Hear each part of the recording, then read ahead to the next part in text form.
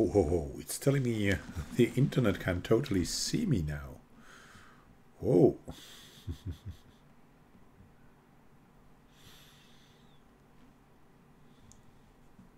Okay, we can play ads. Oh my god.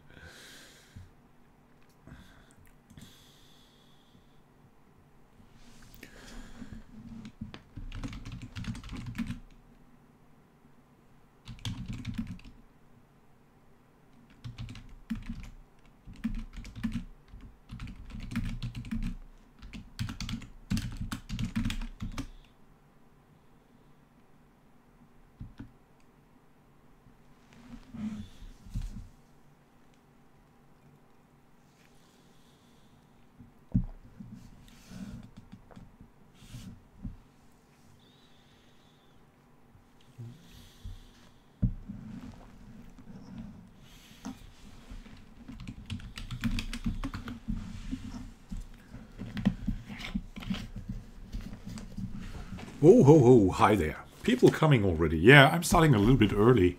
I was lucky with all my household duties. So we can click around a little bit aimlessly and see what you guys favor. Hey there, Crowbar Knight and Safer Ak. I don't know how to speak that. I'm sorry. Welcome. Well, let's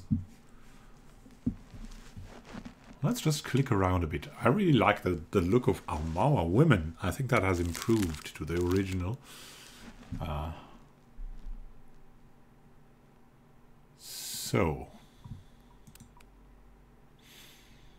what do the Ormawa have? They have 2 might. They have dwarves with a usual 2 might, 1 constitution, -1 dexterity. They are good tanks, probably. But might isn't so good, in my opinion, for tanks, so it's strange. Dwarves are strange from the... if you want to optimize stuff, dwarves are strange somehow. As might isn't that important in my opinion. I don't know how you guys see it, but might has always been my... Yeah, now I have some points over. Okay, then we can buy some might. Might is nice to have, but not needed. At least on Path of the Damned, I was happy to have perception and dexterity. And then, maybe then came might. Look at that. Looking quite strange and nice at the same time. How do they look? I mean, the Death God, like, yeah. Still terrible. I hope this can be customized.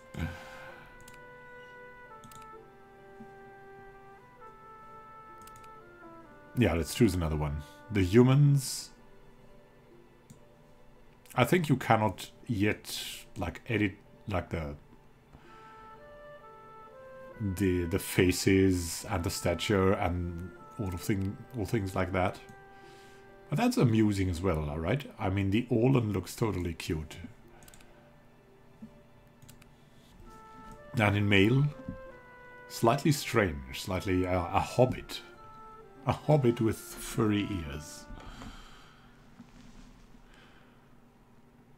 Oh, nice. I pronounced correctly.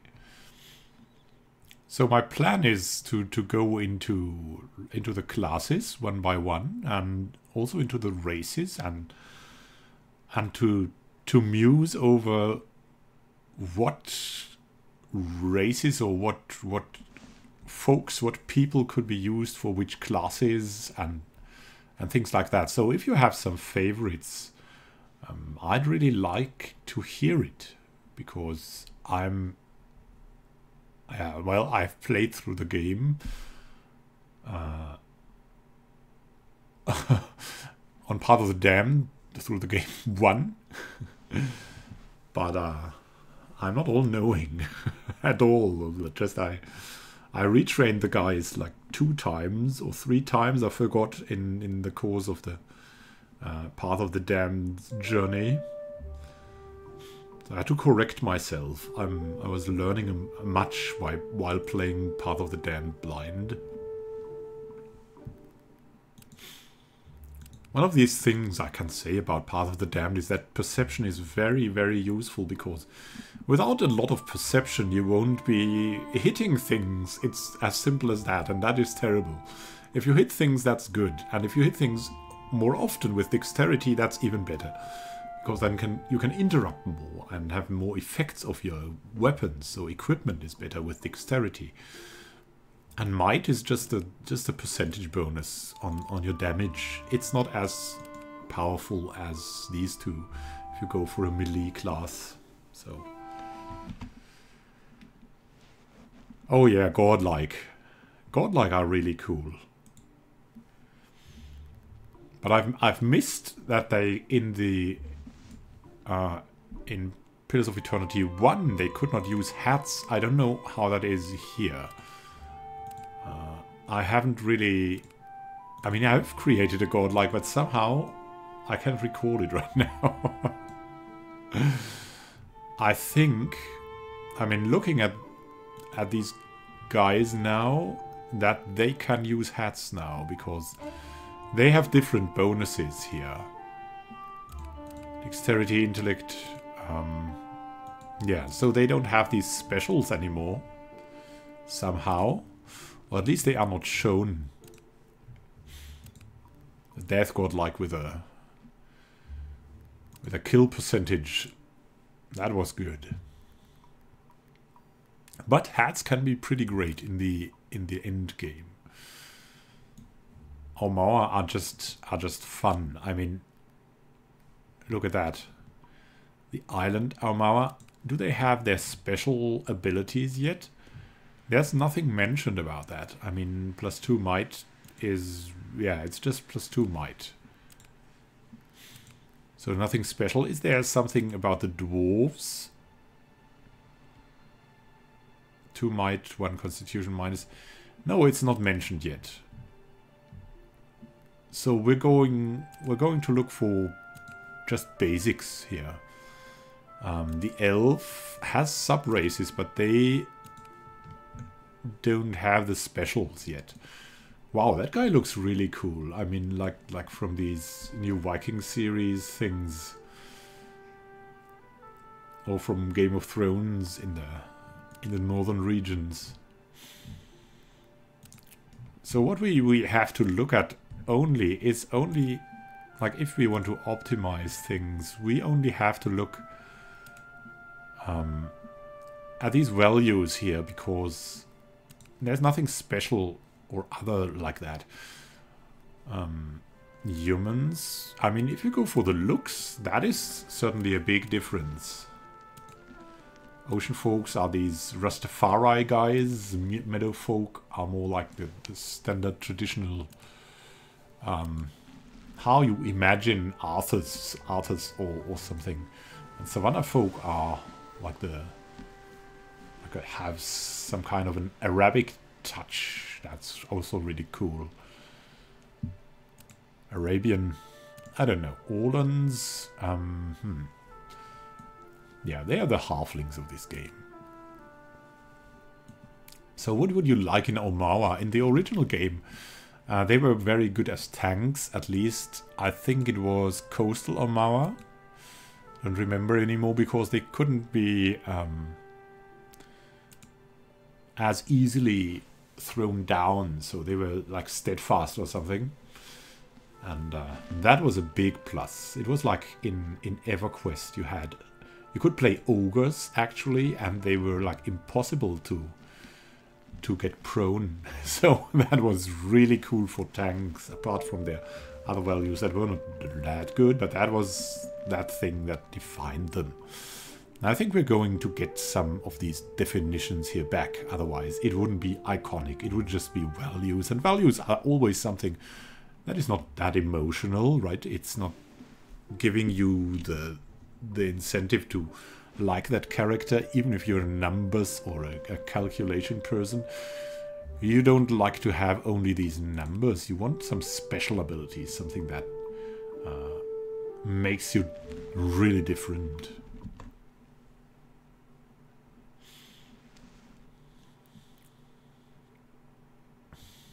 Ah, okay. Hey, thank you. Zin. The racial abilities are not showing, but they are there. All right, that's cool. So are the racial abilities like the ones in Pillars of Eternity 1?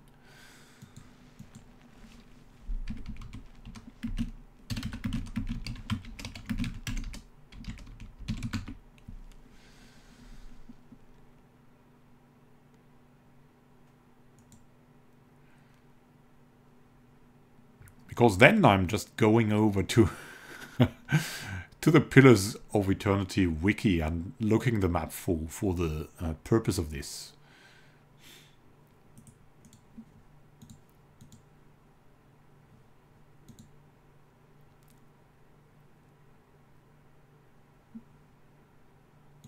So we've got really cool things then.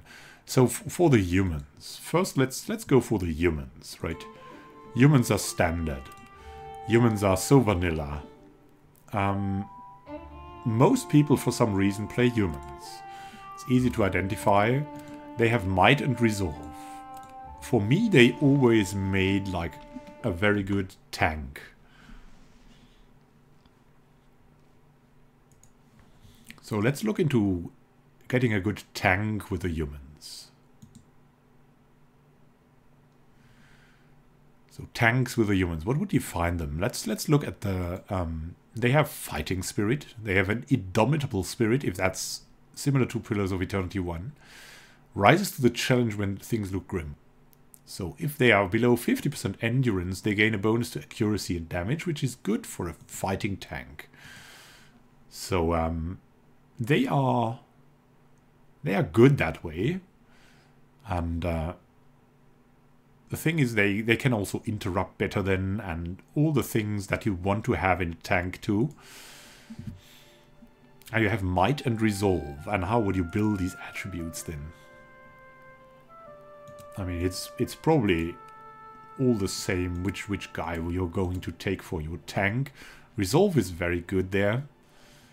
Might is nice to have. So first let's look into single class, right?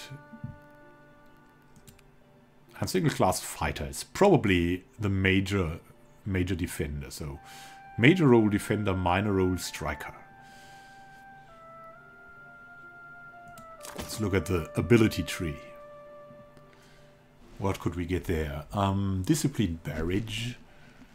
Fighter focuses on training, gaining the aware inspiration for a short time. What is aware now? Wait. It was showing 5 perception. And it's similar, like, I think concentration has been added now to the discipline barrage. It's something different from the barrage. It has more defense now, so fighter's definitely going to be the tank. The classic knockdown, incredibly useful, but you can also expand the discipline barrage now into disciplined strikes, which also gives you concentration again, so you cannot be interrupted that easily. Each point of concentration that a character possesses will prevent a single interrupt effect from being applied to them. Afterwards, that concentration effect is removed. So it is a bonus, and after that is away. The game begins again. Like, so you have that once per fight, maybe. Let's see. We have to look at this. It's probably, yeah. It's probably once per fight or something. And it's intuitive, increases the defense even more. So discipline strikes, very good for tanks. Then you have tactical barrage. And that is more if you're going for a fighting tank. And the more I've learned about the Pillars of Eternity 1 game, was that a fighting tank was very useful. If you only have defense, at some point you're going to be You're going to be the only one surviving an encounter if you have a really hard encounter. And that's terrible, because then you're not useful. If you're the only one surviving that encounter, you're not useful at all. Like, if that's the thing, no, that something is wrong then. I mean, you can always stop opponents, but you can also only stop them for so long. So if you're the only one surviving, this means your group is either too weak, the rest of your group is killed wrongly, or you are not doing enough damage. It's also often the case in MMOs, if you're going for, like, not raids where you have highly specialized people, but you have smaller groups. Then that would be like the pitfall, the single surviving tank that complains why his group is dying. So what do you have as second ability here? Fighter stances. Adopt specialized fighting stances, cleaving stance. Yeah, let's look into how this develops into number 5 here. Wow, Guardian stance. I've always loved the Guardian stance as a fighter. It's really good if you have, probably from the aura range, if you have, yeah, if you want to stop a lot of enemies here. And you have mob stance. What is that? Oh, from cleaving stance. Alright, so we have cleaving stance here. Aggressive stance. And it's just quicker recovery time of your abilities. So that's offensive. And this Conqueror stance is upgraded from Warrior stance. That is a mix of that, probably. That balanced thing.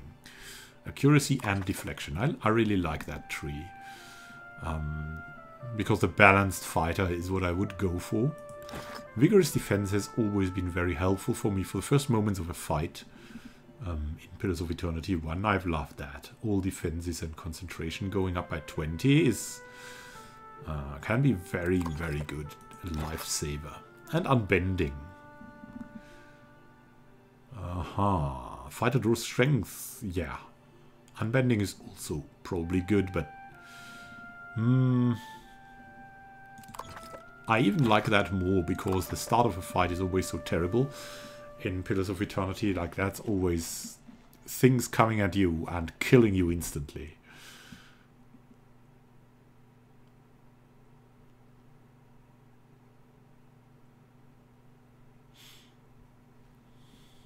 Ah, you're also a poor Path of the Damned veteran. Veteran sounds like you have multiple playthroughs on Path of the Damned. I only have one. But I've learned so much while doing that. Yeah, penetration, it can be like, that was always also my thing about the predetermined characters that you could get. They are really, really nice for the story, but in Path of the Damned you want, like, perception, penetration, all things like that. Constant recovery here, passive abilities. Yeah, that was often very good. It is very, constant recovery is very good if you have a very good gear and very good deflection. And if you don't have, yeah, if you're resisting effects that hinder your rapid recovery. What have we here? Into the Fray. That has always not worked for me, so I've never used it. So I have no idea how that goes. It seems to be an offensive thing, but it always didn't work for me in Pillars of Eternity 1. I don't know why. What or why and where. And in theory, it sounds like a standard ability from the MMOs where you like charge in and bam, hit someone and leave them dazed, and very good if you're offensive. But otherwise, yeah, if it doesn't work, it's just useless because it doesn't work. Yeah, right. Then the styles. I've always loved weapon and shield style, but it's probably not the most powerful thing with the later weapons. There are other methods to gain deflection. Even though for the first, if you send your fighter in first, this is probably still good. Equal bonus to the character's reflex and two-handed style. That's of course the more offensive guys. So I think you have less choices here. Oh no, you don't have. Two-weapon style just has that sand clock here. Oh, that's really cool. Still, I think it didn't change. I have to try out.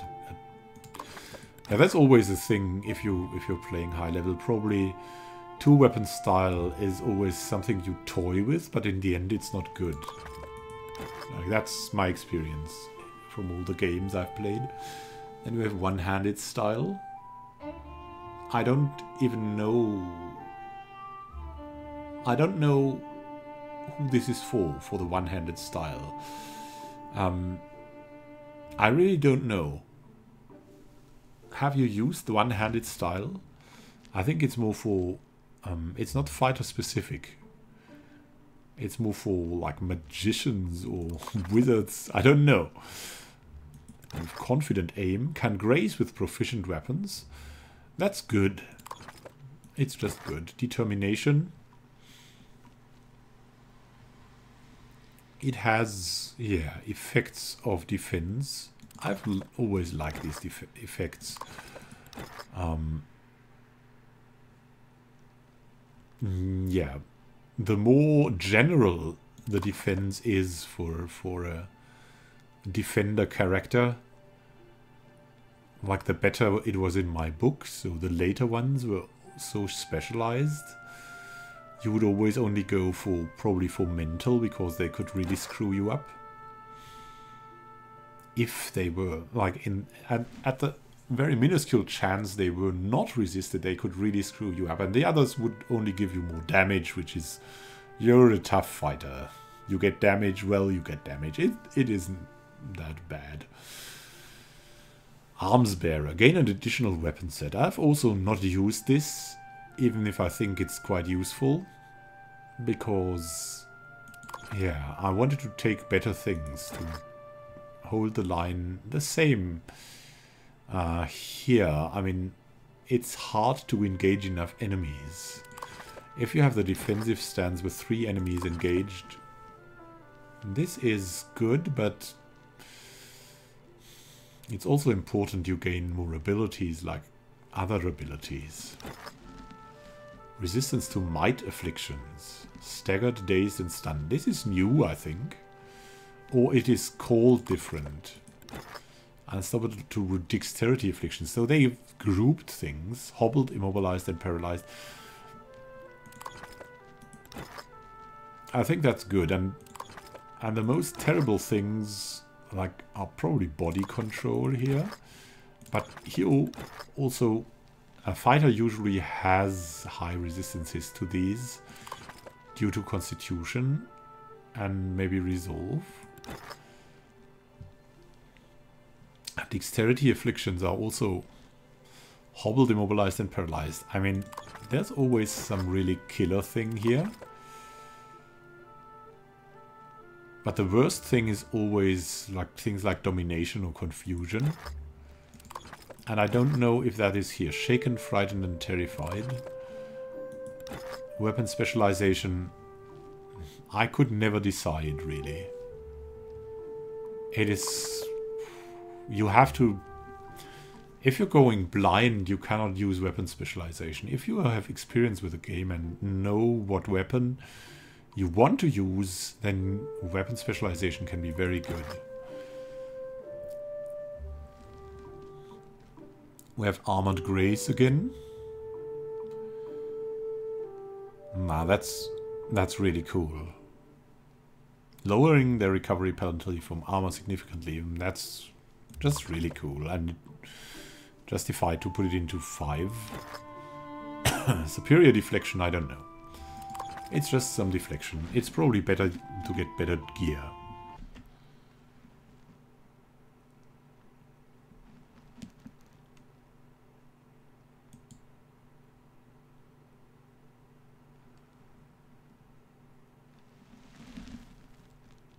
So, I'm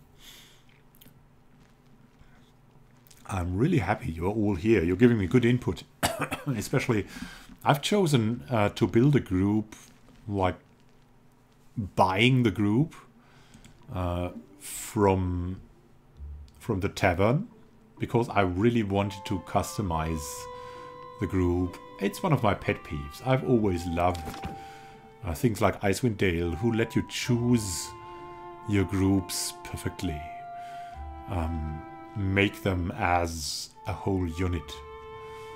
So I come like more from the number crunching section, but when I'm done with the number crunching of the group, I want the highest role playing possible. So the number crunching gives me the freedom to role play on the highest difficulties.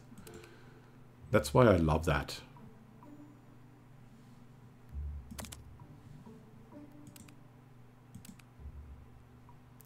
But so let's look what races could also be good defenders. So we have the Omawa. Do they? I want to look up. Do they still have? They probably still have their unique abilities. Let's look at it. One moment. Coastal and Island Omawa. So Coastal Omawa is towering physique. Defensive bonuses whenever prone or stun afflictions are used against them. So if you're going for a defender, a fighter, then probably towering physique is just great. And armed to the teeth in the Island Omawa is when you go offensive with a fighter. But I'm more interested in a tank right now. A tank fighter, tankish fighter. That is such an icon that you build things with. It can be so useful.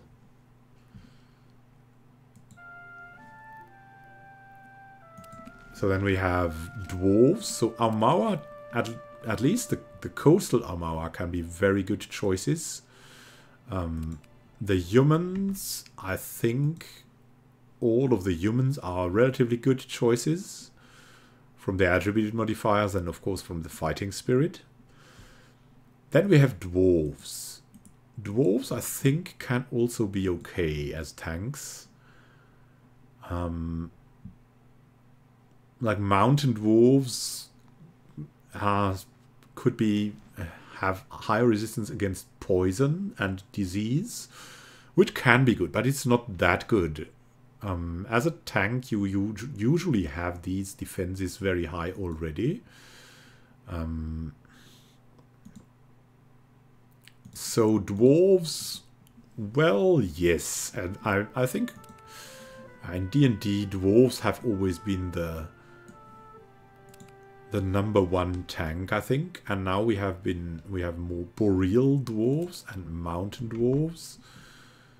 And mountain dwarves, if they still have that, then they might be the choice for your tankish fighter. And what else do we have there? Let's have a look. I'm looking at elves right now, and their attributes are actually not that bad. I think. So what do we have here? Dexterity and perception. A little bit of that is always good, even for a fighter. So you want to hit things to have an effect. Of course, I like the look of the pale elves more. On that, I mean, wood elves are just so classic, but the pale elves are really the show-offs, right? Most people consider them exotic. To play a pale elf in the Deadfire archipelago would surely be fun, right? Like to role play them, always sweating all the time. They have elemental endurance, so against burn and freeze, damage reduction against burn and freeze. That is not very good for a fighter. They have a distant advantage, which is absolutely not that good for a fighter. accuracy, deflection, and reflex bonuses against enemies that are more than 4 meters away. Oh, so elves are, I'd say no. If you want to go for that, then go pale elves, probably.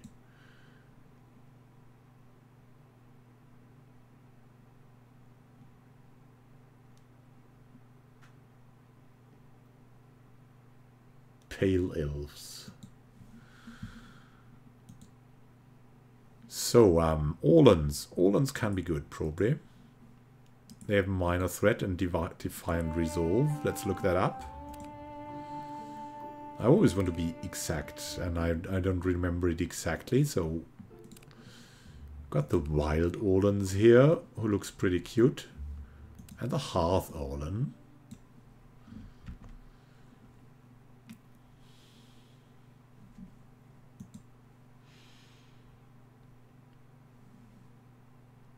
+10 hits to crit when attacking the same enemy as an ally. Minor threat as a Hearth Orlan isn't too bad. As a tank, you would attack the same enemy as an ally. So minor threat would be definitely good, but it would also be better like as something like a rogue or a ranger. A Defiant Resolve is +10 to all defenses when targeted by a will attack. So I think that's really good. Not affected by intellect bonus duration too. So that can be a tank. So a Wild Orlan wouldn't be too bad.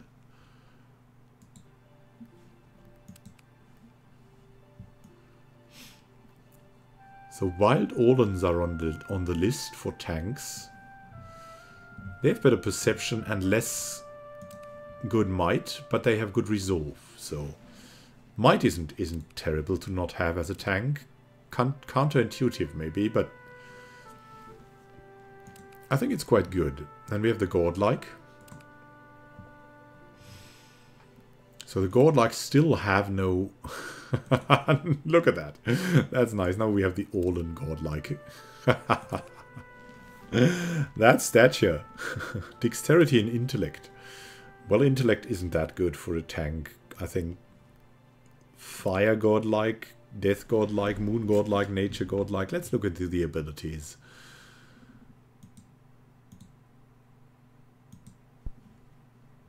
So, what do we have? Death has Death's Usher, which is offensive. Against all targets with low endurance, Death Godlike gain a bonus to damage. So it is, but it is a multiplier to damage. So it isn't that good on a tank because it's a multiplier and not a fixed amount of damage. A fixed amount would probably more that what you seek for. So if it's on a damage dealer, it's much more useful. Then we have Fire Godlike. And Fire Godlike are Battle Forged. So they gain damage reduction and do small amount of burn damage to any creature who hits them in melee when below 50% endurance. They gain 4 damage reduction and 2 burning versus deflection. It's nice to have. 4 damage reduction is definitely something for tanks, but it's not that that overpowering, right? It's not an overpowering ability. It's a good ability, good to have, and probably very good at the start with a burn damage to have. Let's have a look at the Moon Godlikes. It's cute that they are so tiny. They have Wellspring of Life. So when they go below 50% endurance, they gain 3 might, 2 constitution, and 2 dexterity. So that is actually not too bad. Wellspring of Life would be a very good ability. 3 might, 2 constitution, 2 dexterity. Give you more damage and more like to...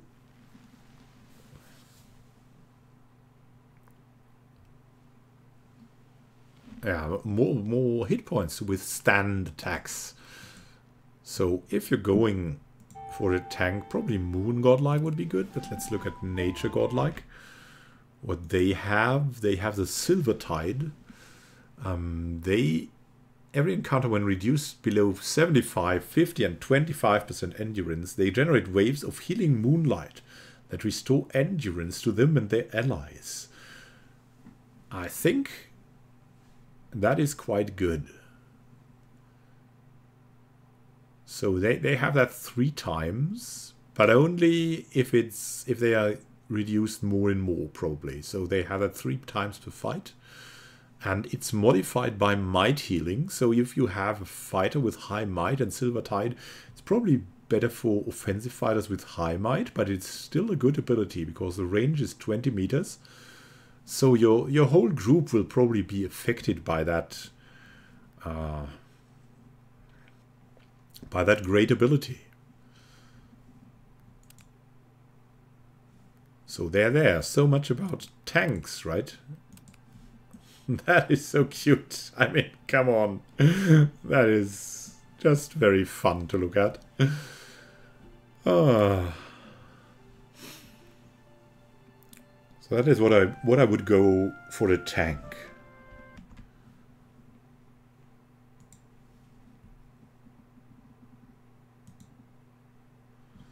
I'm going to look now at the chat a little bit more intensively, so if you have some special wishes for next probably role in a group, please let's hear. I always start with a tank because I think it's easiest to go on Path of the Damned with the tank, because your main character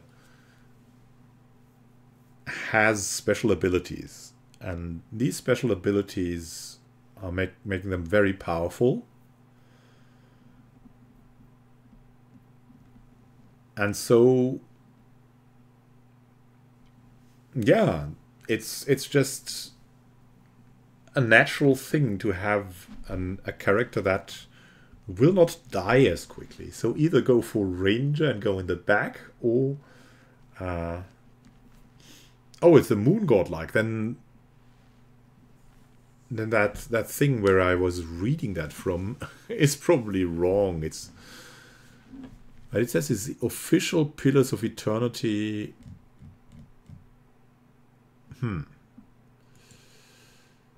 Wiki. So they have a mistake. Probably somebody trolling in there.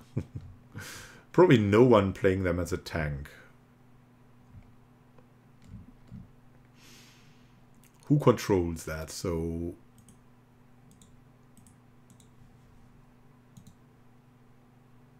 yeah, Wellspring of Life. I mean, yeah, definitely wrong. Wrong description here.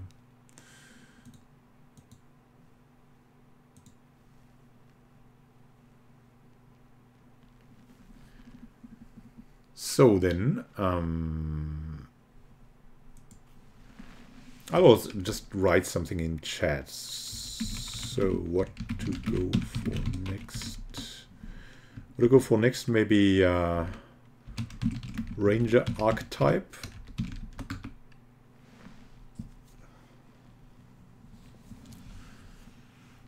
I think Ranger archetype is quite interesting. We can also go Wizards or something, but it's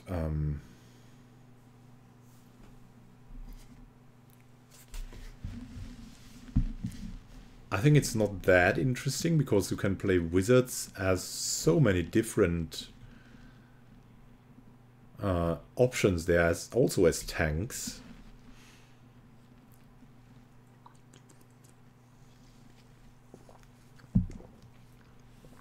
Oh, let me just drink some water.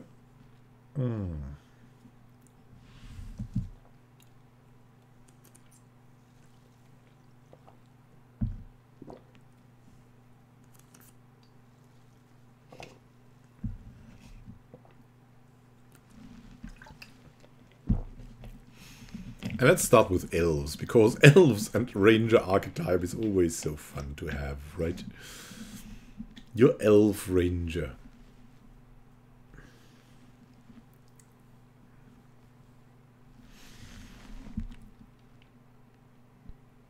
So, responding to Kevin Caldera, this game is a very good role-playing game. Oh, hopefully a very good role-playing game. It's just coming out. It's in the beta. Yeah, multi-class gives another layer of choices, but multi-class is impossible to discuss for me yet. It's infinite.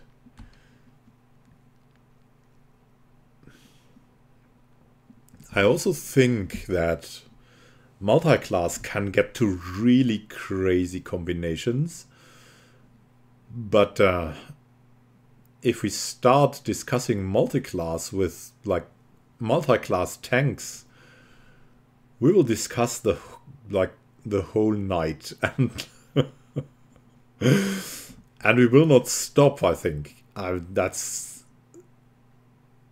anything paladin makes a great tank. All right, then we could go for paladin tanks now.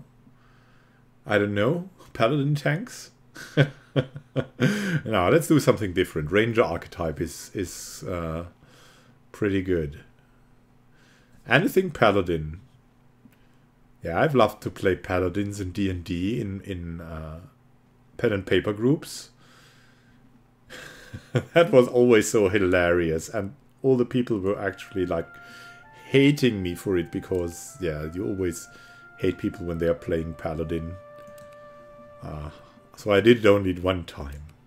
Then I was no, I wasn't shut out from the group. I played something different. I think a barbarian.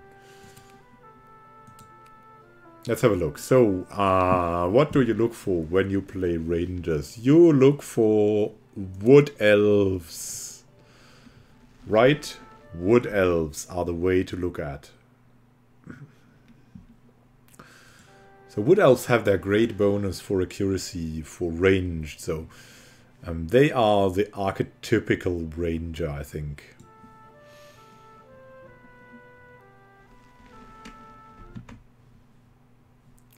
Let me just press the recording. Wood elves. Wood elves. Yes, wood elves. Look at them. They always look like they would just take out their bow and shoot something. They're the perfect rangers, probably, with dexterity, perception, and their additional stuff for ranged attacks for at least 4 meters away. So a ranger would be probably one of the best ranged characters. I don't know if a fighter can be. Would be interesting. I think rogue is also... they have changed rogues to be more melee striker now. And they've now given them roles even in the description. So I don't know if I like this. You should have freedom as that. I mean, it's like in League of Legends, if you've played that. After a while, they gave people like roles, because people were just trolling with magic tanks and all kinds of things like that. So they thought if they'd added like roles for them, that would be good. And then after that, you had like group choices where you could choose roles, and that was limited by the roles they were giving to you sometimes. So let's look at the ranger. Yes, the standard marked prey. I've always liked marked prey because I've loved my companion, and it works so good against that. Marked for the hunt. Upgraded.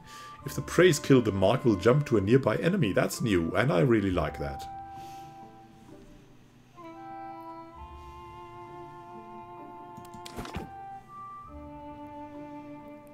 Rangers, really, really good. What would you go for attributes for a ranger? Yeah, still dexterity and perception are really good, so everything else is a bonus. I don't know if you should bring constitution or resolve down too much, because it can be really annoying to have that down very, very much. But I've done that. I've been there, done that, and it worked out in the end. It was sometimes annoying, but in the end, your equipment is more important, and then these are just nice bonuses. So let's see, wounding shot, inflicting raw damage over time. I think it was bleed damage in Pillars of Eternity 1, and so wounding shot is buffed now. Or maybe it was changed too. The hobbling shot, hobbled, quite good if you have a rogue too, that can go for flanking attacks. I think hobbled enables sneak attacks in the rogue. And you have accurate wounding shot. The aim becomes far more accurate. Quite okay, I think. But yeah, adding an effect is probably more powerful. While accurate wounding shot would be good for boss fights. Question is, how often can you use wounding shot? One time maybe? Probably one time. Then we have passive abilities. The Faithful Companion. That was always one of my favorites. But only later on, because at the start the companion always died, so you would go for something more sturdy, resilient companion at the start, and later on Faithful Companion, and only after that you are sure he's on your side and survives, you can go for things like that. Merciless Companion. Sneak attack damage, which is good for the hobbled again. And Vicious Companion, it just deals more damage. I would prefer the Vicious Companion, just for being safer.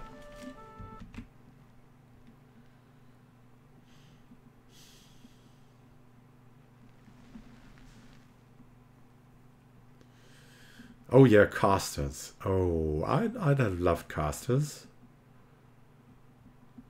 But casters had so many possibilities, right?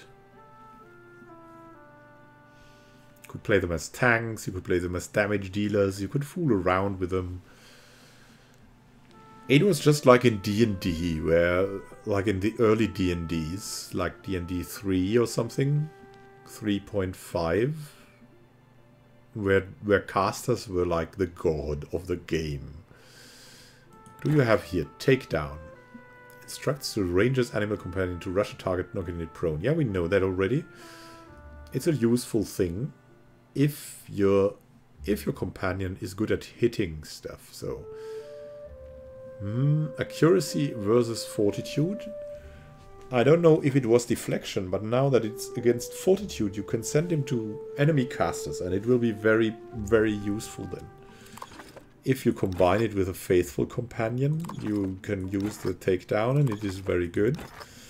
Takedown combo, plus 100% damage taken for 10 seconds. So prone and then damage taken is improved. Nice. Brutal takedown. What is the difference? Upgraded from great. It's a large penetration bonus to the attack, so that's probably you want both, but I don't know if that is possible even. Have marksman. I like that at Path of the Damned to have more accuracy with ranged weapons. Always useful. Not that the power super skill, but always useful. Protective Companion. Oh, I'm sorry. I've got to make a pause, a short pause.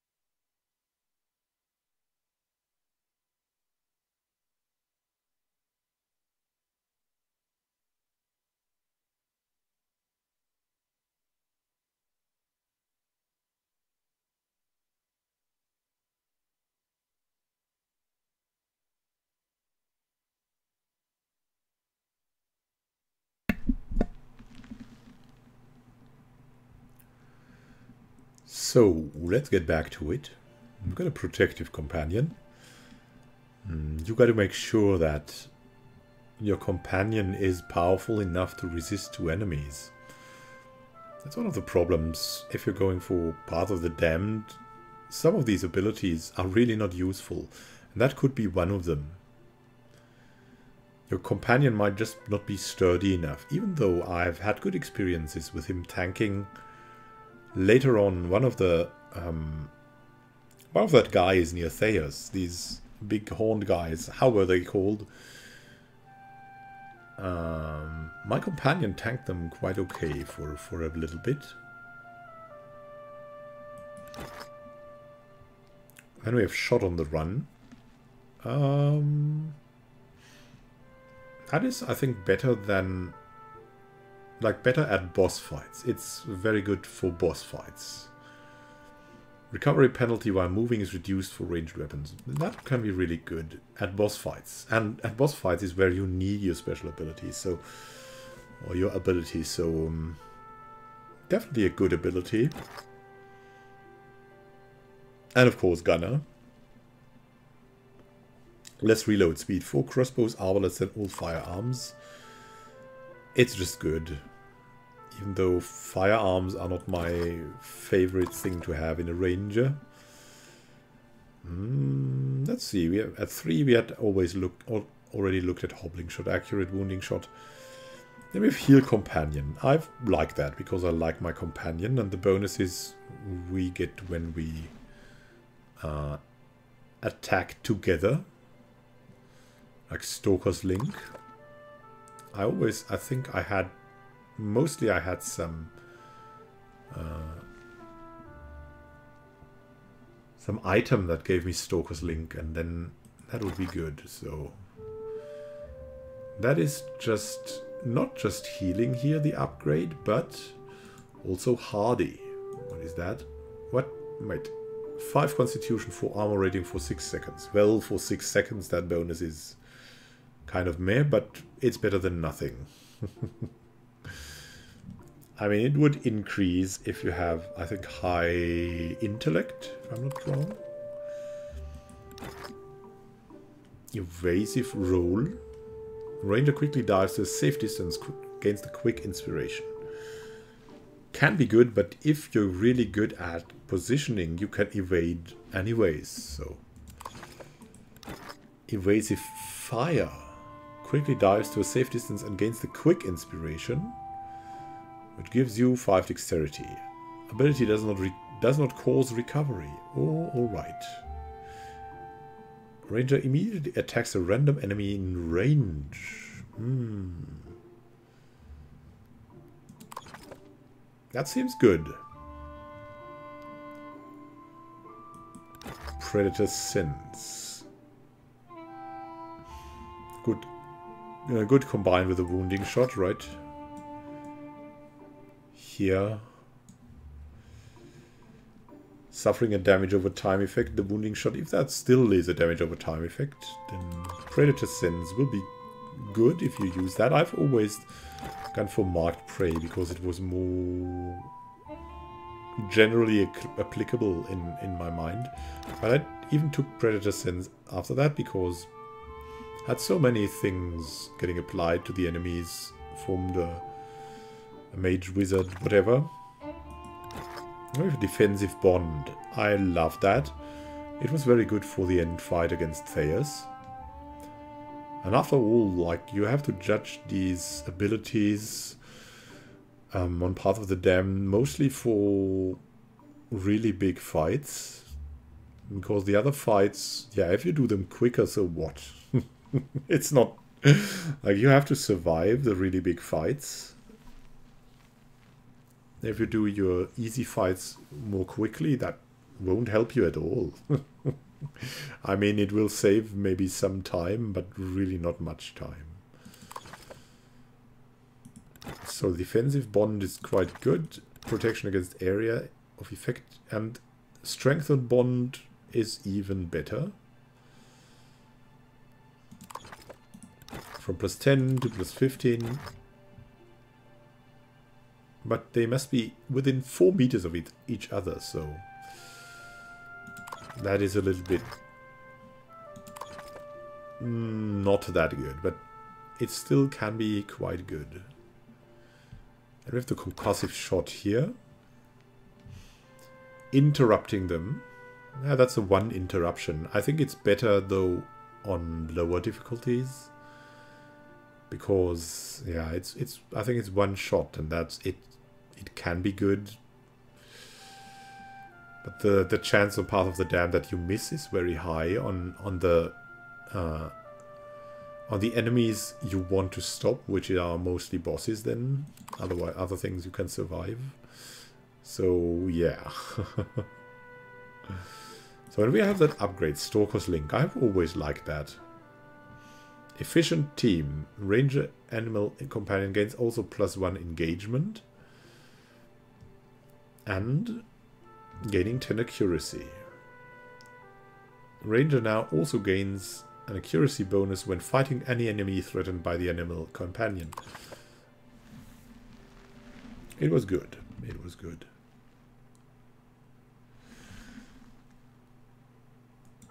So, let's see. What is the highest level abilities? Binding Roots.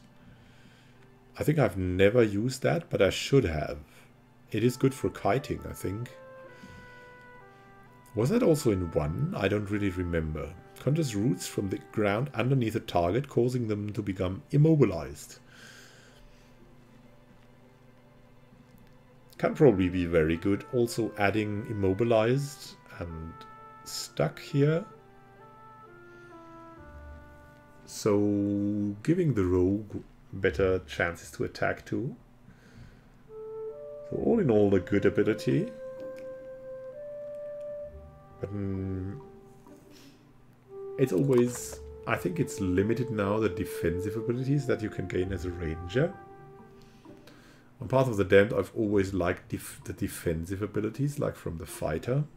I've also given them, I hope this is kept, and this is just the specialized abilities, the class abilities. The defensive abilities, because to survive is always better, right? That's the Master's Call. Calls Ranger's animal companion. Back. Plus 100% stride, plus 5 dexterity. Good to save you. If you have a ranger with like the typical ranged ranger with low constitution. You could call your companion to save you. You could also call him to save the companion. So that's a good ability. But if you plan right, it gets a lot less useful. In a boss fight with a lot of adds, this can save you. Can save your ranger. So it's a good thing to have. We have here driving flight. Ranged attacks bounce 1 times with ranged weapons. Yeah, behind for less damage. You don't care, that's a good ability. But not unbalanced. Like in boss fights, you usually, or at least very often, eliminate all the adds and then eliminate the boss. That's done so because of this story. You don't want the boss to fall first and then clean up the rest like that. What is that? That is not a story, right? That is not dramatic enough.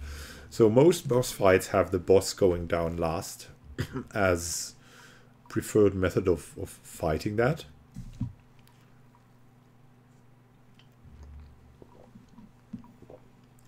And so driving flight becomes less useful, but gets you to the you versus boss situation sooner.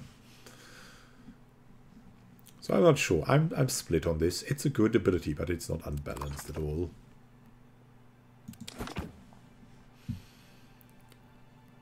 So we have the rangers, and we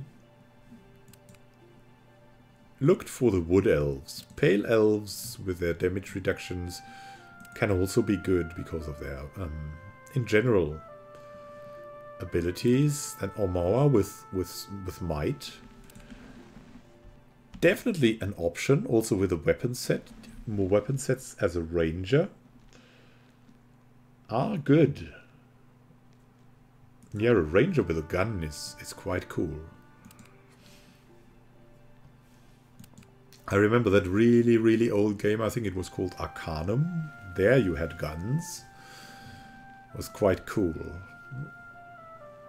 So Island Armor, Coastal Armor, not that good for a ranger. I mean, if you could go probably also for a melee ranger. How would that work out? I don't know. Then Coastal Armor are a lot better. Island Armor in general are good for a ranger too, because might adds more damage, and that's not bad. Then again we have the dwarves. We have dwarves with... Oh, come on, now my smartphone is interfering.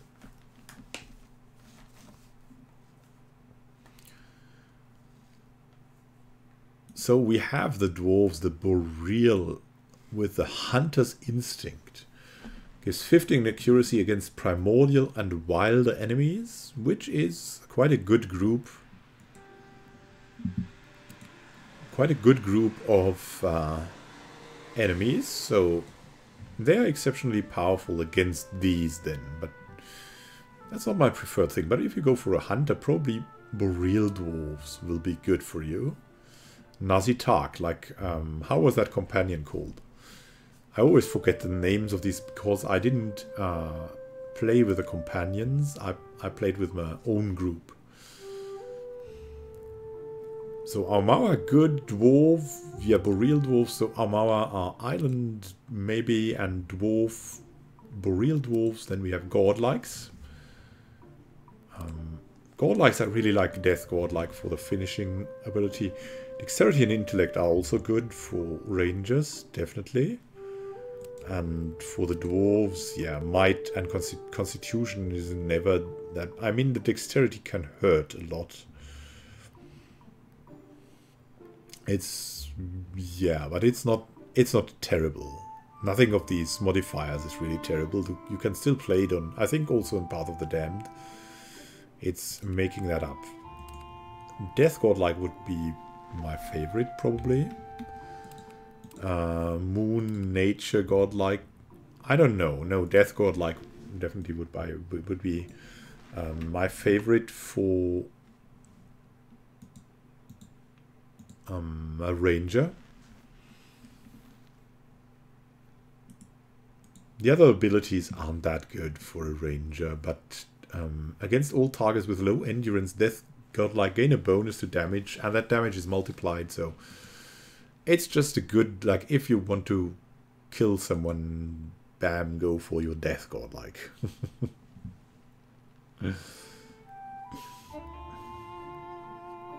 Good for any damage dealer. Humans, Might and Resolve, not especially good. I wouldn't go for a human ranger. You can play him, yes, but Orlan's might be better. Less might, but much more perception, and a little bit of resolve. Resolve isn't that good. It's also not bad. It gives you a will save. And perception is very good for rangers, so Orlan's having that would be really good. A Defiant Resolve of Wild Orlan's isn't... Yeah, it is okay. Because you can then resist more attacks, like magic attacks mostly. Minor Threat, though, is quite good. Does 10 hits to crit when attacking the same enemy as an ally. You would do that, and I don't know if your companion counts. If that is so, then Minor Threat is pretty great. So that Orlan, right? That's quite good. So Orlans are definitely good as rangers. But I think half Orlans. Yeah, half Orlans are good. Wild Orlans are not that good. Half Orlans are the ones to go for.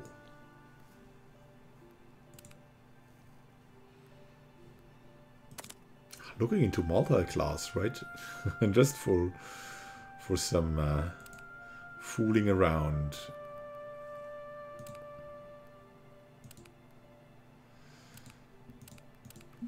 Oh, we can look. There are subclasses now for the ranger.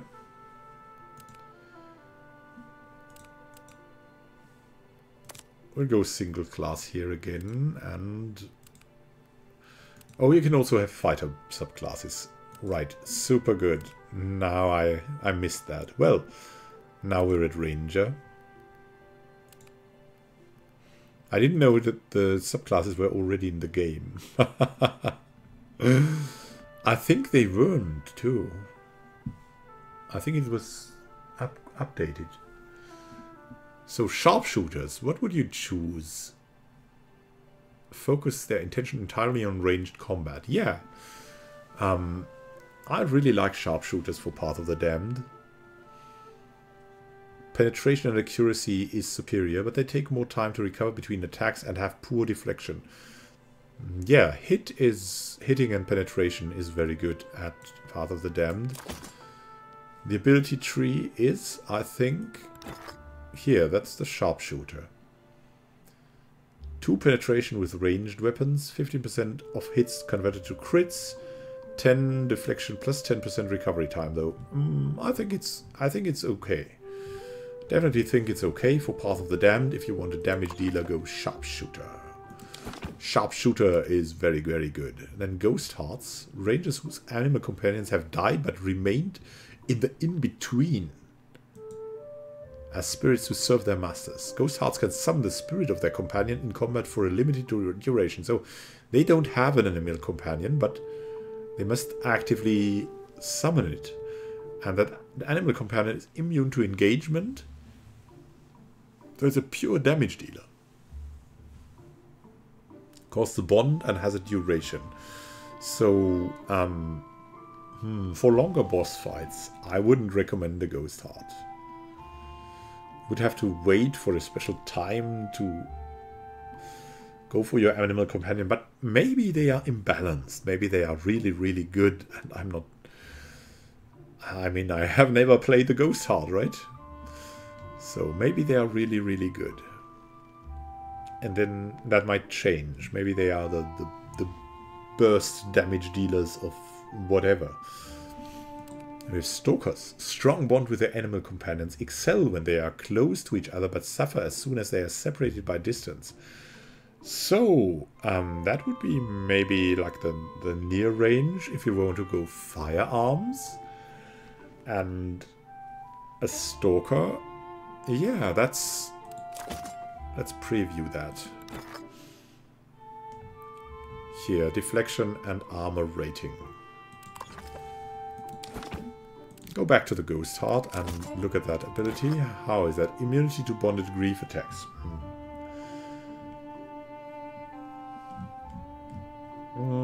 Yeah, I don't know about the Ghost Heart. I mean, it's cool to roleplay, but... It's so-so. It's so-so. We'll see how this works out.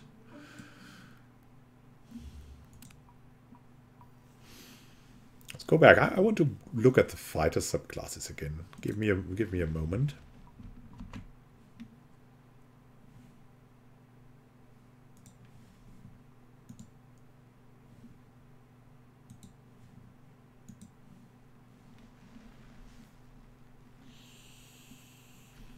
Yeah, it's hard to say what you want to play.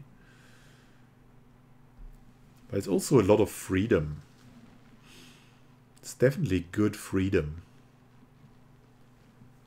Like it reminds me of Wizardry 8. Anything is possible. Come on, Xevox Games. If anything reminds you of Wizardry 8, it must be good. There's that freedom. In time you will... I mean, it's probably a game you can replay. That's something to be said about today's games that is exceptional.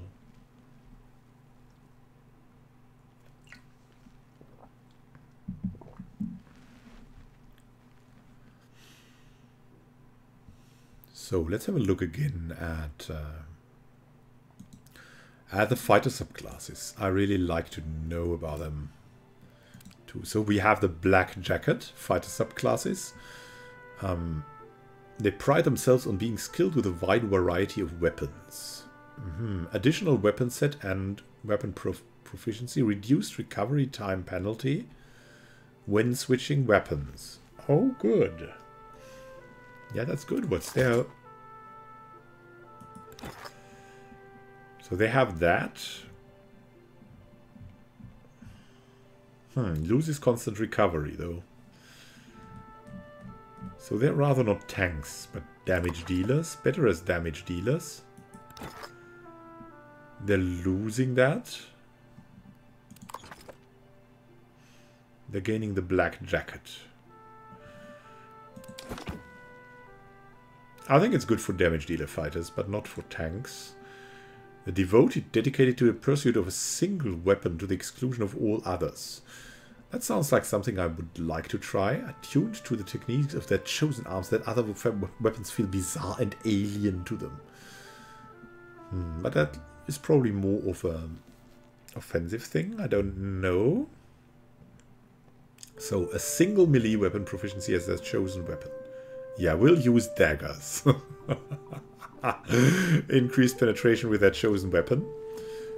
Increased critical hit damage with their chosen weapon. Accuracy is penalized whenever using a weapon that is not their chosen weapon. Alright. Only gain a single proficiency and no new proficiencies during level up. Let's see how that is. What you get? 25% crit damage. Now that's a damage dealer thing. Yeah, I mean, an offensive fighter is definitely a thing. I mean, it could trump the rogue. 3 penetration with proficient weapons. -10 accuracy with non-proficient. That's also not a really bad penalty. There we go. It could be interesting to play if you're experienced in the game and know what weapon you're going for. Unbroken fighters. Slow moving, almost indestructible, dangerous to circumvent, often underestimated. I really like that. I really like that for your main character, even if you don't like the idea of your main character moving slowly around. That will be the one for surviving. Has 1 more engagement and increased penetration on disengagement attacks. Is good and still has the constant recovery. It has also shield mastery. Better mitigate incoming attacks, gaining bonus armor rating while the shield is equipped. 2 isn't bad. Unbroken. -15 reflex though. -10 stride. But 1 more enemy engaged and 10 penetration. Lower reflexes. Reflexes isn't that terrible. For a fighter, reflex penalty isn't... I mean, reflex mostly gives you damage if you fail the reflex save. So, unbroken definitely a thing. For a tank, very, very good. The others more damage dealer types. I mean, maybe the Devoted could add to a good, like, balanced fighter too. And now I'd like to look into Paladins. Because Paladins were mentioned. Paladins next, right? Paladins. Tank Paladins. Sounds awesome. Let me just stop the recording and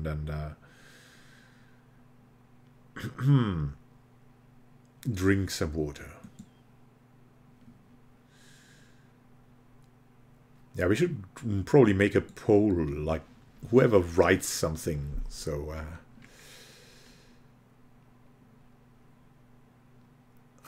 whoever writes, like,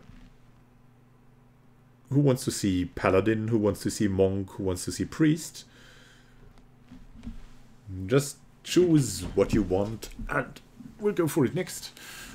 I mean, Monk, I'm really not the one to talk about Monk that much. I have no big experience with Monk, but Priest, definitely a thing. Maybe we have had enough tank for this evening. I don't know, but Paladin is very powerful, as was said.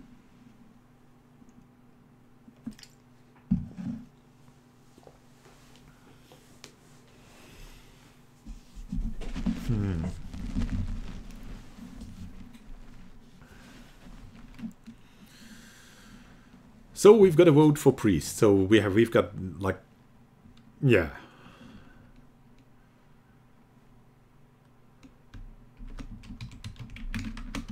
I'll just type it for the people reading.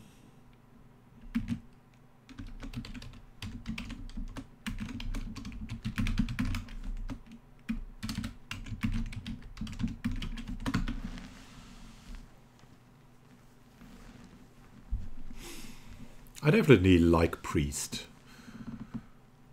So I could talk about priest. I'm always going for priests that are buffing. Like the buffers, the not offensive ones. The monk. Oh yeah, you choose monk.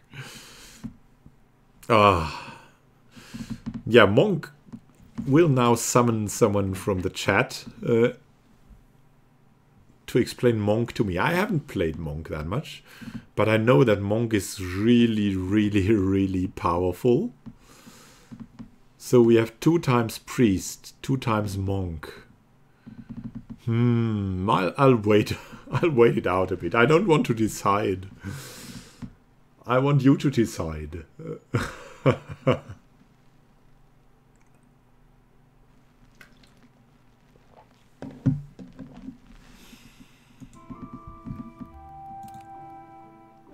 So monk, I mean, we could learn much about monk, right? We have 2 times priest. So Kai Rodin, you could write something. Choose Paladin, yeah.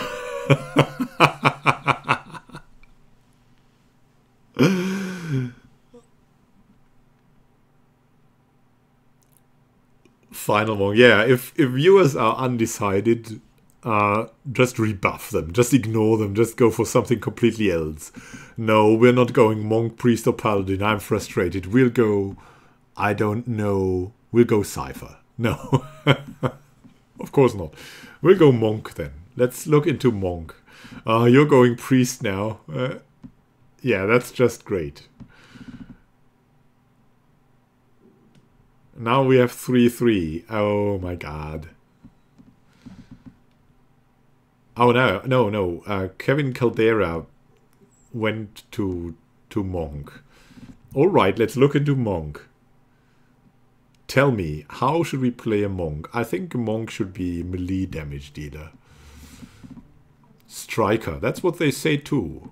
Monk is striker and minor role defender. So it's something like a rogue.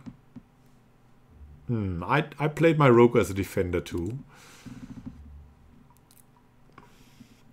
An offensive defender.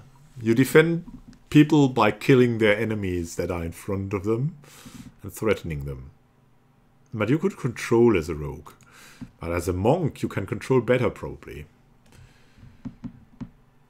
So, what would you like to have as a monk? Probably the same choices.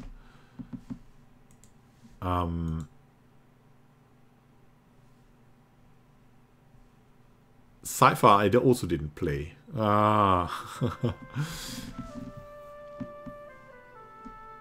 So monks. Well. What do you need as a monk? You need attributes. You would probably... let's look at the abilities first this time. Then we'll know what attributes we need. So, mortification of the soul. The monk gains wounds. And what does he do with the wounds? That's the problem with me and the monk, right? So the monk gains wounds. Interesting. Yeah. The monk immediately inflicts enough draw damage on himself or herself to gain a wound. So the monk is somehow masochistic. What a monk. Force of Anguish. Powerful attack that knocks the target back a significant distance and prones them. Yeah, I've seen that. What could that be good for? For saving people from enemies at them. Like if a rogue is on your companion, push it away. So we need perception probably for to hit. Swift strikes, keywords modification. 20% action speed for 10 seconds, quick for 10 seconds. So frenzied blur of attacks. Yeah, definitely. I like perception and I like dexterity. But might is better in a monk than in a ranger probably, or in a fighter.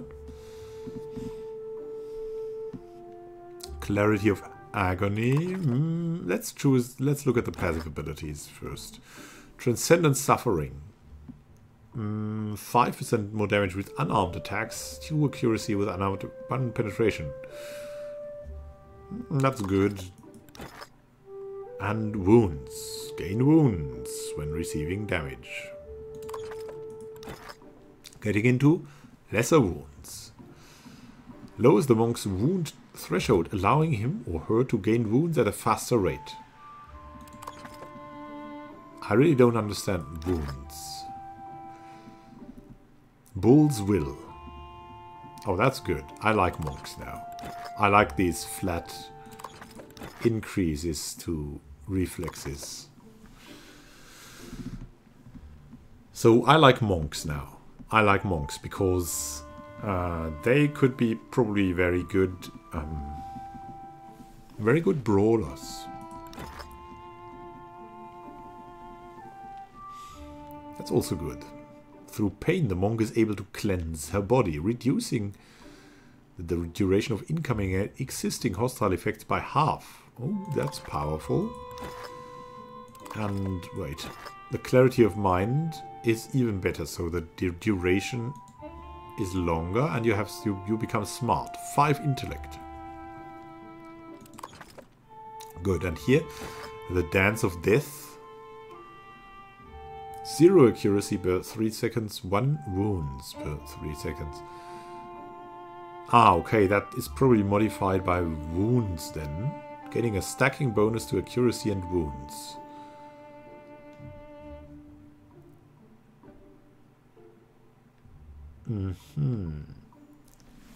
Suffering any damage ends this effect. Oh, so you could have... could have a tankish monk and using the Dance of Death to deal damage. Then you have a graceful retreat. 12 defense when disengaging. Why want you ever to disengage? No, that's good to save you in times of trouble. Long stride. Makes you quicker. Can be good, but I've never liked movement speed so much. Maybe I was wrong, but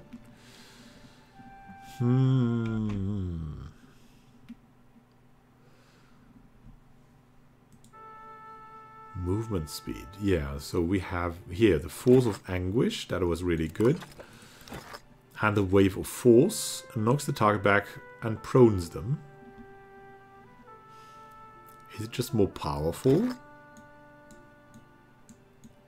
Come on, can't we move that around? I want to move that around. Ah, here, that edge. It's loud, it has melee range, it gives... Ah, reduces the wound cost to activate. There we go. Then it would be very good, of course. And here we have the lightning strikes from swift strikes. Let's compare. 50% damage is shock. I think shock is widely not resisted much.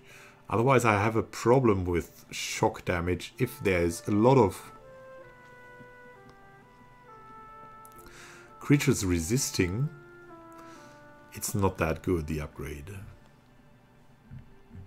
Energize the monk's attack to also deal shock damage. Quite okay. Then we have Swift Flurry. Ah, I should have left that open. Well, there we go. Swift Strike, Swift Flurry.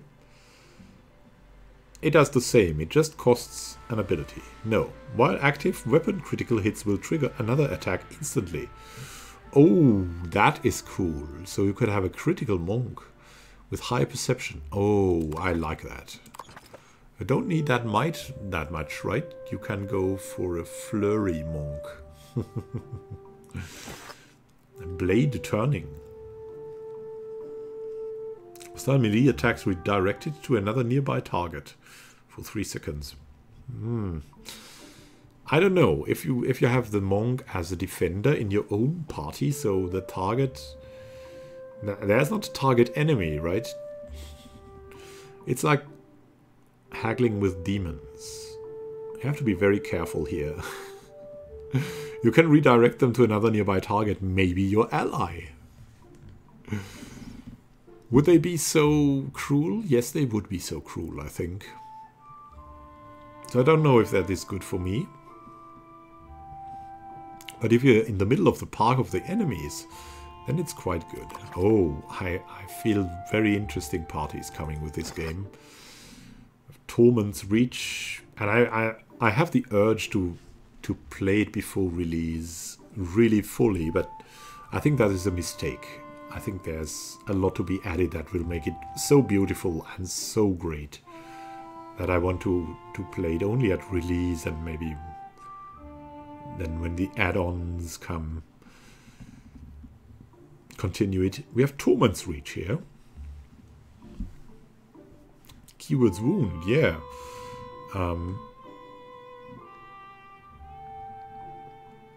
It's an area of effect.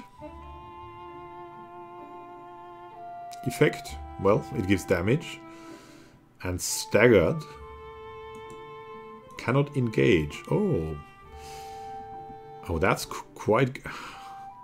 Now I love monk. Now I need a monk. Now my Kevava that I used to play through the original game, maybe he will go to a cloister and become a monk. Is a cloister right? I don't know. Maybe that's for women. A monastery. Yeah, a cloister is for women and a monastery is for men. Well, he'll go to a cloister and have some fun. No, oh my god. Oh, this ability exploits the shared bonds of universal suffering between all beings. Do you feel them? I sometimes feel them. I have the impression to feel the universal bonds of suffering. When I read the news, mainly. Raised Torment. Let's compare. Wrong thing here. Torment's Reach. Can I move? No, I can move. I like that. I like that we can compare like that. So, Raised Torment. Enemies behind the target are now stunned instead of staggered. Oh, and stunned also have penalty to all defenses. -4 penetration and -5 might. Yeah, that's good. That's already a good effect, and make it even better is quite powerful, of course. Now, if the stunning blow also uses... No, it uses mortification then. Stunned for 6 seconds and accuracy versus fortitude. Like that. A head targeting strike. Oh, sorry. I had targeting strike designed to disrupt an enemy's ability to react.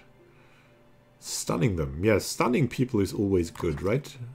Stunning is just good. There we go. Full attack. And the stunning surge. Why am I always closing these things? I should just let them open. And I want them to be exactly near to each other for some reason. For some odd reason. If this attack critically hits, its cost is refunded. Oh, whoa. Yeah, stunning surge for a critical monk. Really nice. So we're learning. We need the same we need for all melee and damage, like physical damage characters. Dexterity and perception mainly, and then might. And the monk also needs to be resilient. At least 10 in resolve and constitution, probably. Oh, and here, oh, we forgot the, or I forgot rather. You would never forget. I know that. Graceful retreat. Oh, we had that already, so I didn't forget it. Here, soul mirror. 50% chance to reflect with ranged attacks. To reflect ranged attacks or to reflect with ranged attacks? Probably to reflect ranged attacks. Calls upon the power of the monk's psyche, reflecting half of ranged missiles, targeting only the monk back to their point of origin. Only attacks resulting in a miss have a chance to be reflected back. So you reflect back 50% of more misses from ranged attacks. I don't think this is too good. It's not powerful enough for me, but it's a passive attack, so I like it because I like to things that I do not need to look at that all the time. Duality of mortal presence.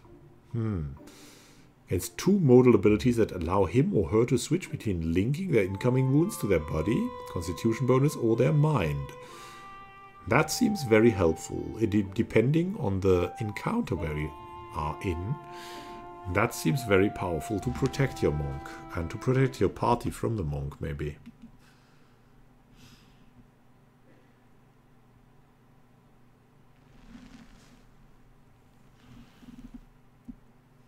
Yeah, I don't have to compare, you're right.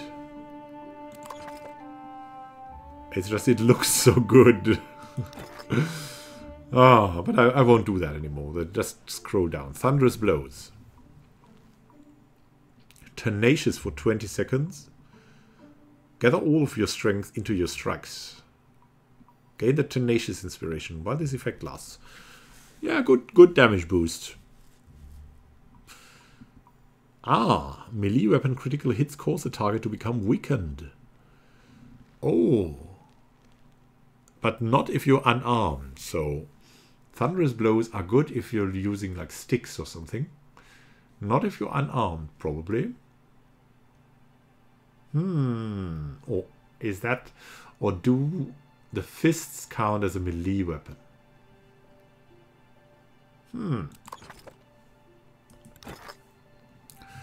Rooting pain. Generates a shockwave around the monk each time he or she gains a wound, inflicting a small amount of damage.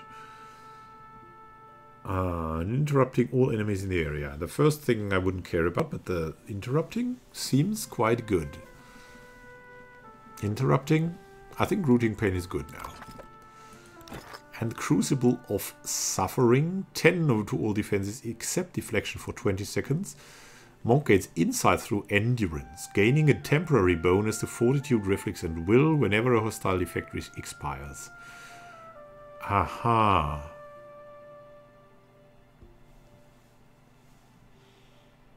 Probably good early on. And later on, 10 isn't that good, but I mean, if you're on Path of the Damned, you're happy about all your defenses, even only 10. So it might be very good in Path of the Damned. Then the long pain. Summon weapon long pain. Oh, long pain fists. His or her fists become capable of projecting powerful attacks over a long distance. Now I'm thinking of that old movie, The Mask, with Jim Carrey. He could extend himself. Will you grow tentacle fists or something like that? 20 seconds. Then you can go long range. It could be good for certain fights and for certain situations. When you cannot move the monk to the front line, you can at least attack them. I think it's good. And here you have the Raised Torment. Yeah. That was good. We already had that. Stunning Surge. Also good. Different builds. Innovating blows. Weakened. And scoring a critical, if successful, weakened. And scoring a critical hit if... Yeah, weakened for 6 if you hit him critically, because...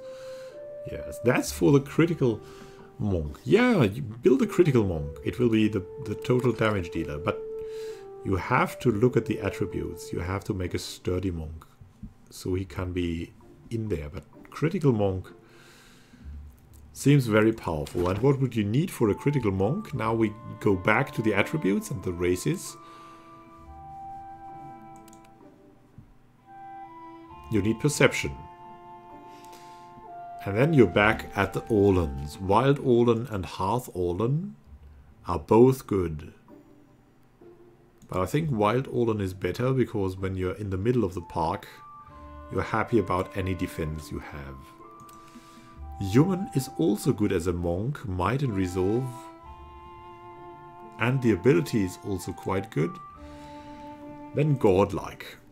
Again, Death Godlike are good. Fire, I don't know. Moon, Nature, almost anything seems to be good as a monk.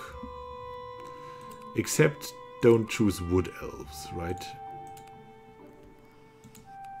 Most powerful monks could be Aumaua monks. The coastal Aumaua, which you cannot, or which are harder to get prone. The island Aumaua, the additional weapon set is probably not that good. And you can even use your fists and go unarmed.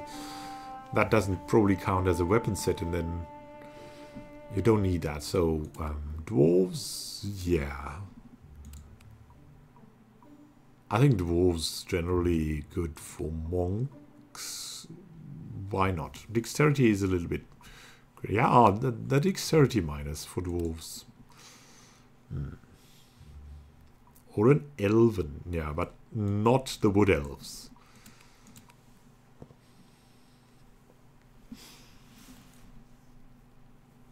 So, you can make a lot of good monks. I really like humans for monks because of the resolve. And I like Orlan's best for monks. And come on, who doesn't? I mean, that is your monk. That would be crazy good. That wild Orlan monk here.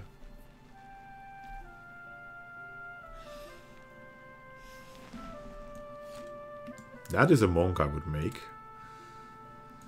Let's look at the subclasses for monk.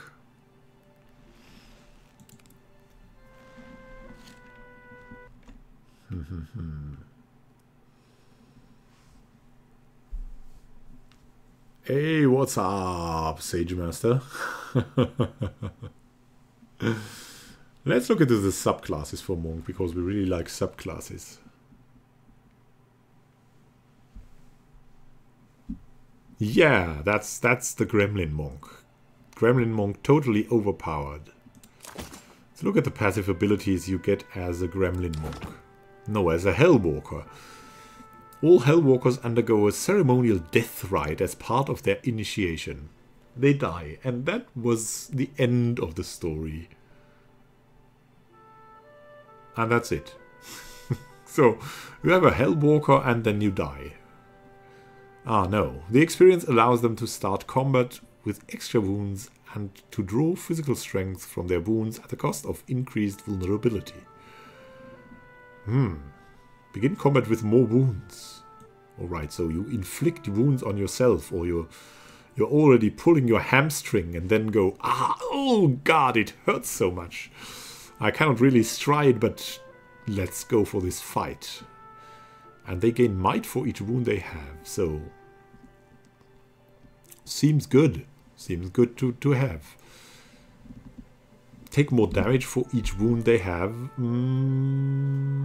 Alright.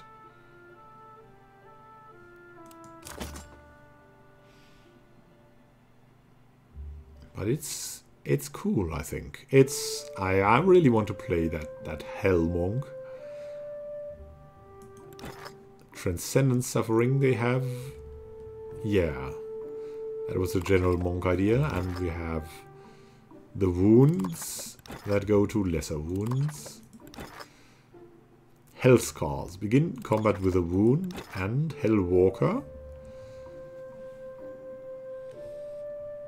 The Ceremonial Death Rite. Gaining the might. And increased damage taken. Take more damage for each wound they have. Oh my god. Highly risky, I like it. And then we have Nalpaska.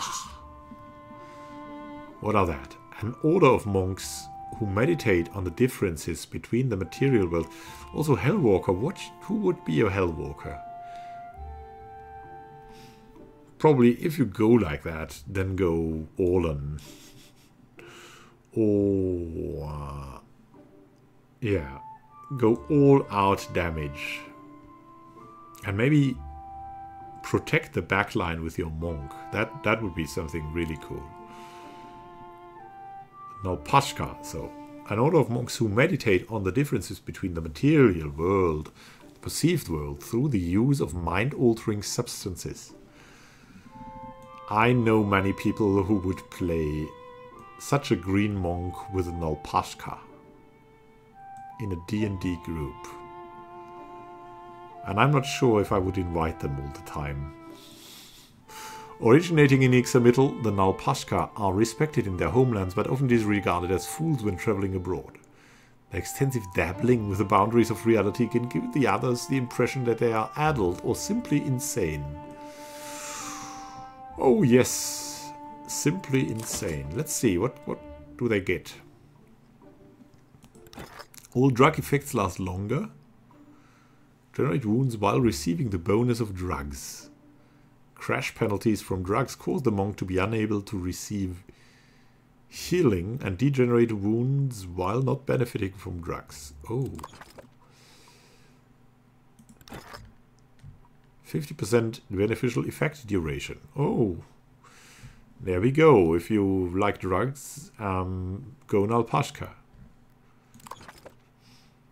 What do we have here? The Transcendent Suffering and that. Alright. So that was the Nalpashka. Good, good. And the Shattered Pillar. Monks of the Shattered Pillar philosophy gain power from causing pain and harm. While not inherently sadistic, the order does attract many practitioners who delight in the suffering of others. Oh my, you're torture monk. These monks are really messed up. What are these monastic orders here? Don't we have an order of peace and something like that? Order of peace and doves and like the... or something like that? No? A peaceful monk? Can that not be... maybe he wouldn't join an adventure group then, right? Gain wounds by melee weapon damage inflicted.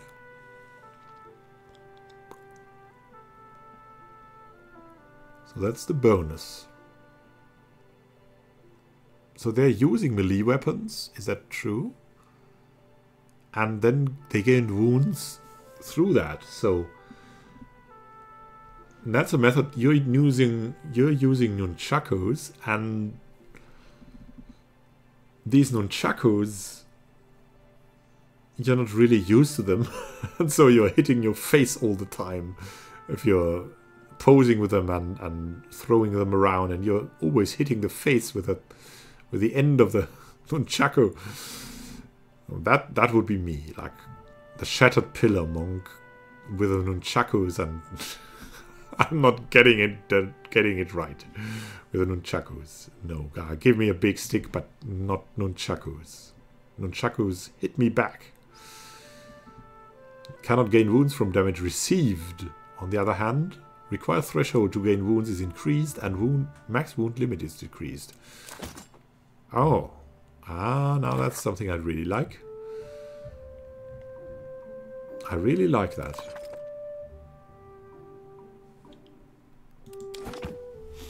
Now I need to play monks. Only monks.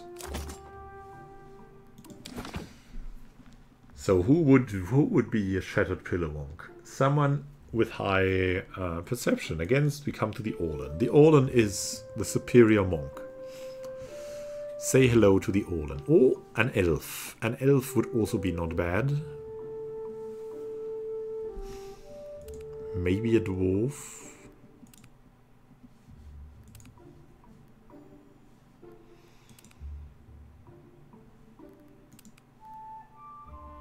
Dwarf would also not be too bad. Elf is though better. Perception is very important. So, these were monks. I hope you liked monks. I hope you liked monks.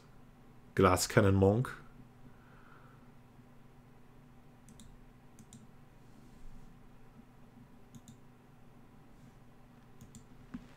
So there. It's not a gremlin, it's an Orlan, but it's close to a gremlin.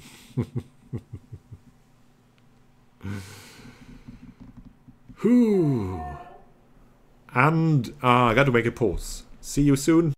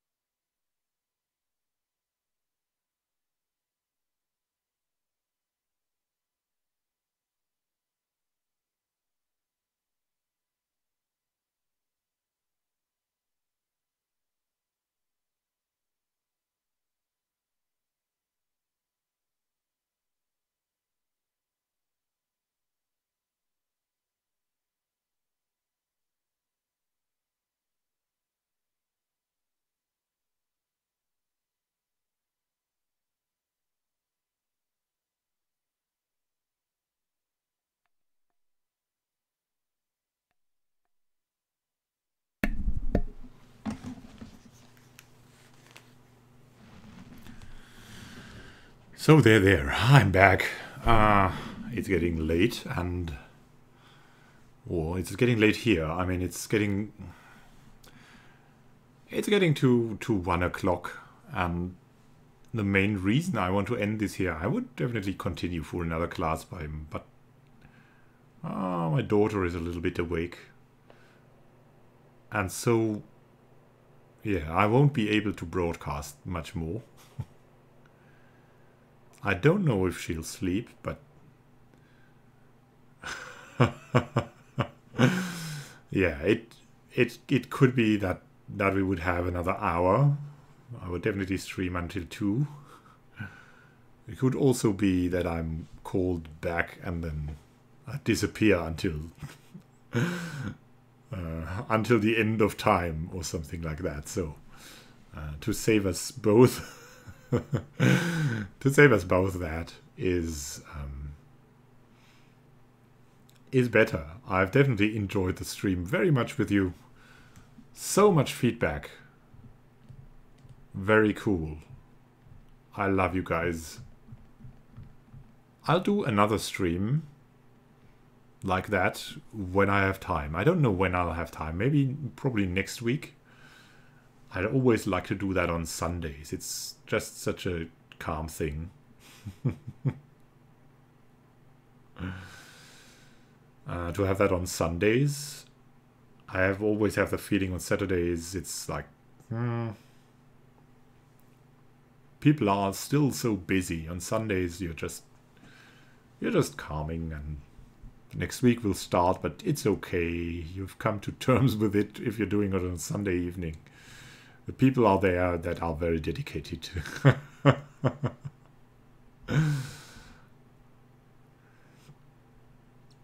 Oh yeah, could be the same time zone. You woke up in the middle of the night? Really?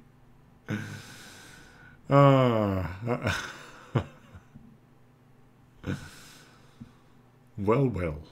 Yeah, I'm always gaming a little bit in the middle of the night because I have to do the night watch. My wife mostly cares for the little ones at day, so I'm doing the night watch. And night watch can be taxing, but then I have an excuse to game. So if I'm lucky, I'm gaming a lot, and if I'm not lucky that way, then my children are lucky, which is also good. So that's the way, and my wife is of course happy about that too. So you're in the rare situation where your significant other likes that you play through the night some games, and that's optimal for me. So well,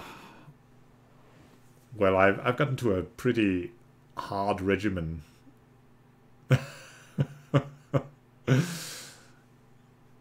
Yeah, I got into a pretty hard diet and stuff regimen, so I can do that. I've stopped eating a lot of what you call like processed foods and stuff, so I can go to the unhealthy habit of sitting there and gaming at night without moving for hours without end. And all sorts of fasting and stuff. Yeah, that I should make something. I should just make a stream someday about gaming, nutrition, and health, right? So how do you stay healthy as a gamer the same amount as someone who makes a lot of sports? Because it's definitely possible. I'm a lot more healthy than a lot of people I know that love sports. So I don't know what they do. Probably they do so much sports they hurt themselves even without knowing.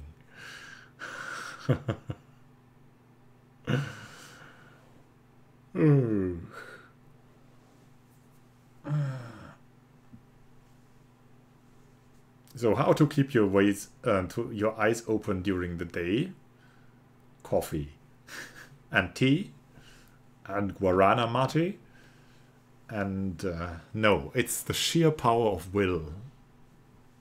It's about, if you have enough to do, you don't really care if you're tired or not. You will just run on. It's just like that. It's just like that. It's just like if you have a really old machine as a computer, if that thing is on, if you get it on, if it's running, like the problem is to get it running, and when it runs, it won't stop. It's like with these old gaming machines. They're still good for today's task.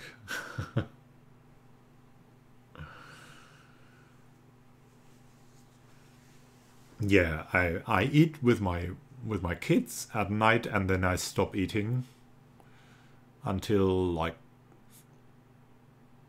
probably the next day at noon. So I eat in the evening. I eat very early, and then I have about, I think, at least 12 hours where I don't eat. It's just for, I've developed that habit because it has, yeah, it's first, it's saving me time when gaming.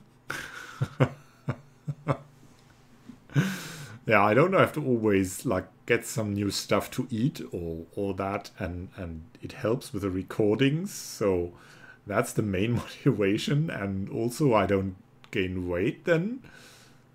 That adds in, and probably it's also healthy. But that was about that. This is not a stream about gamer health now. We'll just go sleep now, or at least I will. So I wish you happy gaming. Maybe you're also in the beta, then you can try out a little bit more. Maybe you're not in the beta, then go back to Pillars of Eternity 1 and start a whole new group.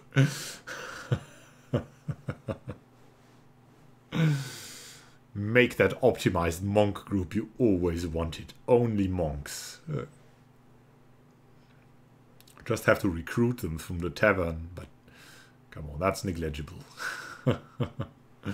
I feel excellent. I always feel excellent. I always convince myself to feel excellent. So thank you for watching, and happy gaming to you all. And we'll see each other in one of the next streams, or wherever you like. I've got the Pillars of Eternity 1 playthrough. Oh, Divine Divinity 2 is great. Well, I've got that. If you want to watch, I've got that Pillars of Eternity 1 playthrough that I've just about completed now, and that has 461 episodes. So if you really want to binge watch, I'm going to link you a card here. You can use that for binge watching. There's your card. If you look at the cards, it will be there. 461 episodes of a blind playthrough on Path of the Damned. See you then. I'm signing out. Have a good time until then, and happy gaming.